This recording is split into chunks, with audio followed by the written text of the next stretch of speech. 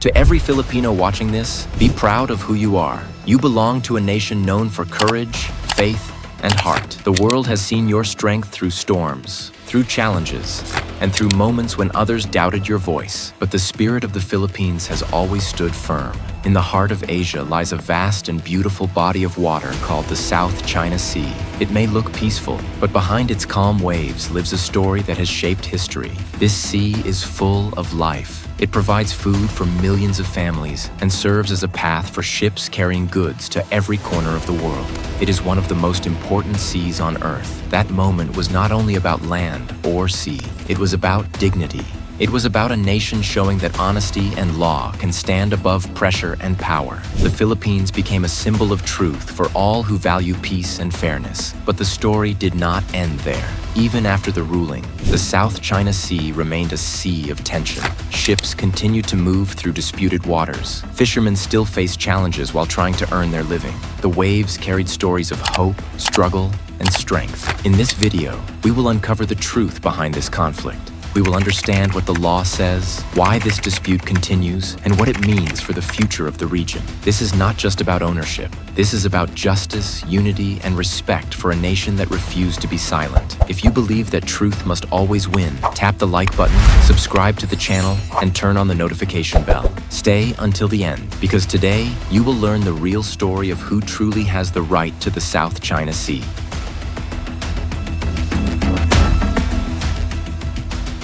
The South China Sea has always been more than a map of blue and borders. It is a place of life, trade, and culture that connects the heart of Asia. Long before modern claims and disputes, fishermen from different islands sailed freely across these waters. They shared the sea, respected its power, and lived by its rhythm.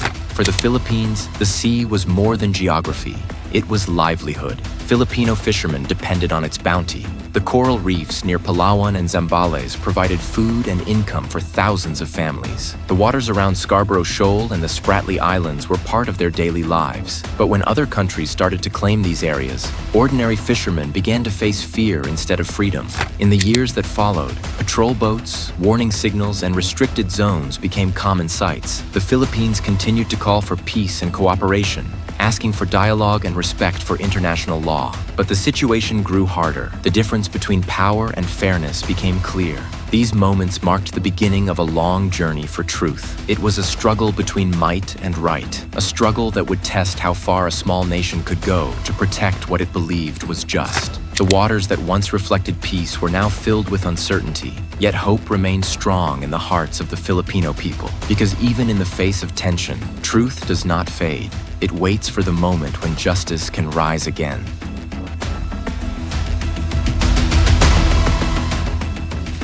As the years moved forward, the South China Sea became more than a stretch of water. It turned into a symbol of strength, pride, and control. Every nearby nation began to see its strategic value. Beneath those calm waves lay natural gas, oil, and vast fishing grounds. Above them flowed one of the busiest trade routes in the world, carrying trillions of dollars worth of goods each year. Whoever had influence over these waters held a key part of the global economy. China saw the sea as part of its historical reach, linking it to ancient voyages and maps that dated back centuries. The Philippines and other Southeast Asian nations believed those claims went far beyond international law. They turned to global rules, pointing to the United Nations Convention on the Law of the Sea, which defines maritime rights based on distance from each country's coast. As more countries built bases, airstrips, and military outposts on small reefs and islands, the tension deepened. Patrol ships from different nations often crossed paths, each side standing firm, claiming to act within its own rights. The quiet sea began to carry echoes of power instead of peace. For the Philippines, it was never about dominance. It was about protection, the right to fish, to travel freely, and to safeguard a part of their identity. The sea fed families and carried their stories. Losing access meant losing a lifeline. The South China Sea had now become a mirror of the world's balance of power. It showed how politics, history, and geography could collide in one shared space. Yet even in the middle of pressure and dispute, the call for truth stayed alive, reminding everyone that strength without fairness never brings peace.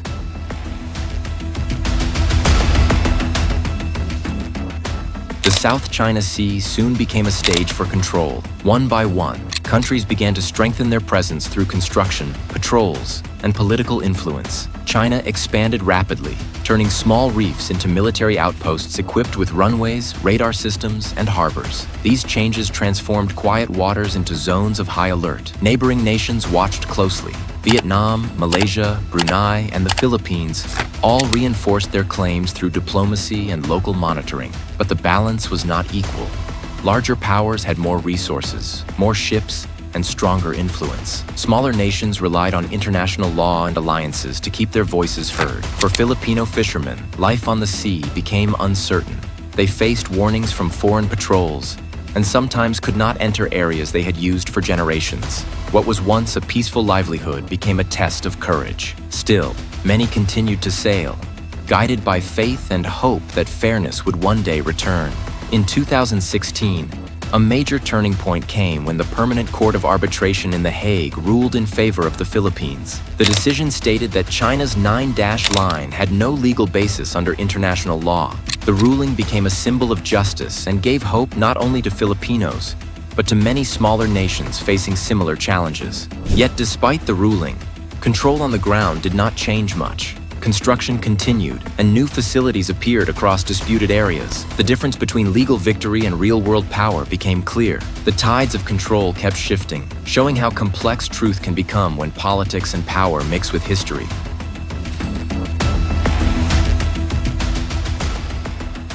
As the years passed, the South China Sea became crowded with claims, maps, and maritime boundaries that often overlapped. Each nation believed its evidence held the truth. China used ancient records and maps that traced back to dynasties long gone. The Philippines pointed to modern international law, emphasizing rights based on distance and geography. Vietnam and Malaysia followed similar principles, showing historical use and coastal proximity. These overlapping claims created constant friction. Every time one country marked a new area or built new structures, others responded with protests and patrols. The sea, once known for trade and culture, became known for tension. Fishermen, who once moved freely, found themselves in waters full of restrictions and warnings. Many Filipinos looked to diplomacy as the answer. They believed that through peaceful talks, the region could find understanding.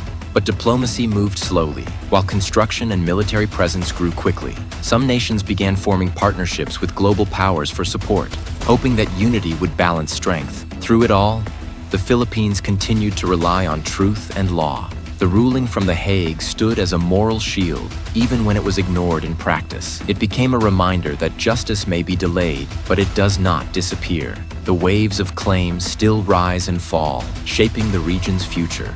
Each decision, each movement of a ship, and each meeting between nations adds to the story of control and resistance.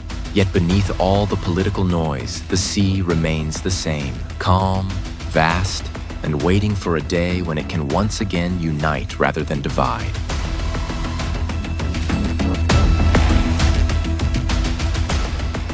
Beneath the surface of diplomacy and headlines, life continued quietly for those who depended on the sea the most. Filipino fishermen, whose families had sailed these waters for generations, faced a new kind of challenge. Each trip meant venturing into uncertainty, not knowing if they would be stopped or turned away.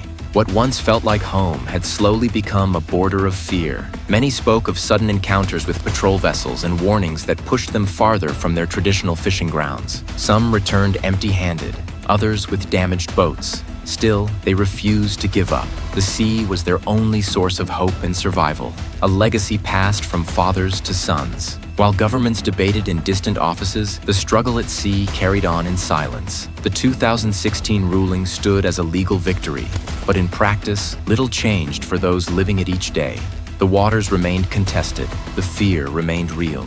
Yet even without power or influence, their determination showed quiet strength. For the Filipino people, this was more than a territorial issue. It was a story of resilience, a story of standing firm when the world seems indifferent. Through patience and unity, they held on to the belief that fairness will one day find its way back to the waves they have always called home.